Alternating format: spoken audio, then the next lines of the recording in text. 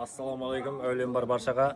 Мына Құдай қаласа, Сұлтан Агродан мені ниет қылып алдық. Алла бұйырса,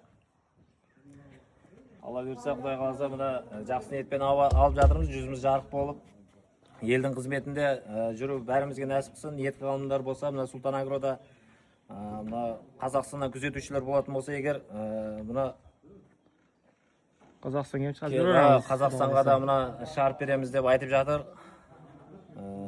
Келетін болсаңыздар, Құдай қаласа, мына Өзбекстан қазақтарымыз, келетін қазақ бауырларымыз не қылатын болса, номерге шықсаңыздар, өзіміз күтіп аламыз. Керек десе таможнядан, таможня несі қалай болар екен десе, бұл Қазақстанға да шарт беруге уәде беріп жатыр. Құдай қаласа, Қазақстаннан алам деген күзетушілер болатын болса егер, о жағынан проблема жоқ. Екіншісін алып кетесіздер ба, аппаратты? Бұл енді екіншісі, иә. Біз өзіміз Ташкент қазақтарымыз, Ташкентте тұрамыз, Піскент ауданында. Бұл енді көрші аудан, Аққорған ауданы, сол жерде істейді. Осы жігіттермен ағаны болып қалдық, Құдай қаласа. Не дейміз енді, қолдары дәрт көрмесін дейді ғой.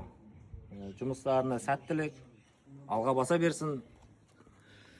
Аппараттан барака таппай әке. Омат тілейміз. Тек алға. Қазақстан алға дей. Қазақстан, Өзбекстан алға.